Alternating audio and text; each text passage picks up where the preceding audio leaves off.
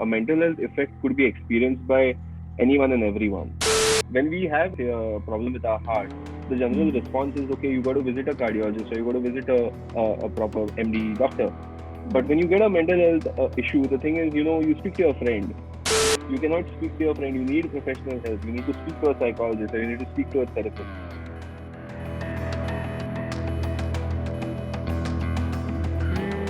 The thing is that taboo element has to first go. I mean, if you're facing an issue, you have to seek professional help. Instead of consulting Google, you can just go the extra mile and maybe consult a licensed medical professional or a therapist.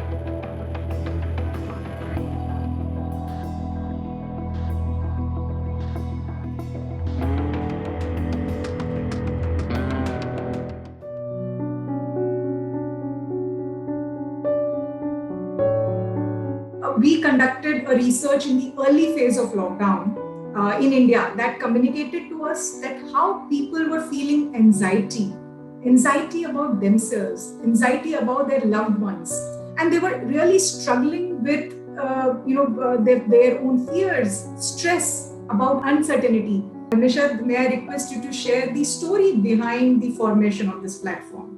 The whole thought process behind launching this platform, the platform should basically address these needs and help people who are in need in this time. So the first thing is, so I would like to introduce my co-founder in this project, which was my wife, Dr. Rakshada. So she's a psychiatrist, and she also noticed these issues wherein patients were desperate in need and there was no way to sort of provide consultation. So it started out as a simple platform which triggered a Zoom call between the doctor and the patient. But then, around that time, there were security issues around Zoom. So we had to quickly, within a week, we sort of built a video platform from scratch. We didn't really know what the patient volume would be. It could be one or it could be 1,000. But we had to be prepared. So that's where, our partnership with the government of Goa, the Directorate of Health Services, Psychiatric Society of Goa, Sangha, Kuj, a couple of, mental health foundations. This helped us get enough, clinicians on board, and that was the need of the hour.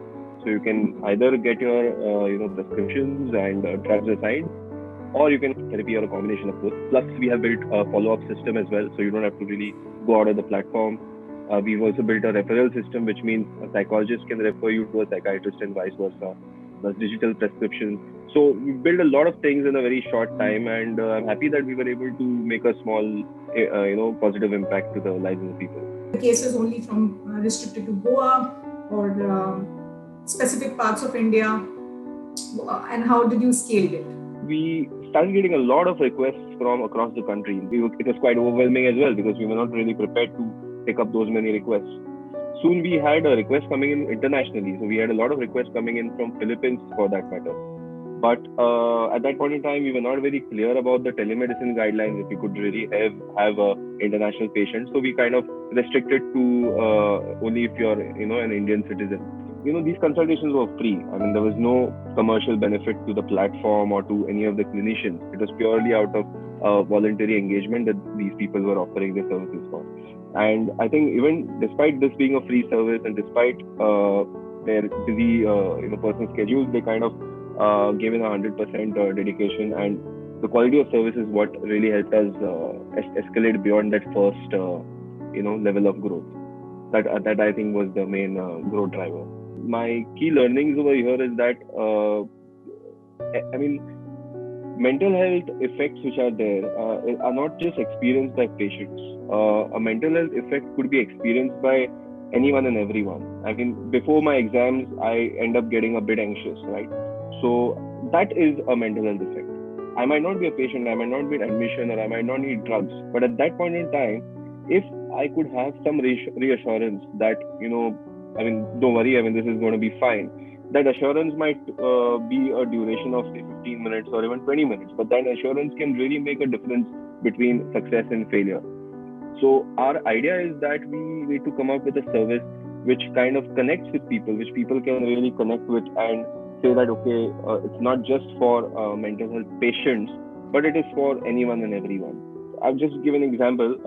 Say a 15-minute venting session. I mean, I'm just lost my cool and I want someone to speak to, just speak out my mind. So probably there would be like a 15-minute venting session. So we're thinking on those lines with the true, original vision of ours, which was to democratize mental health care for everyone.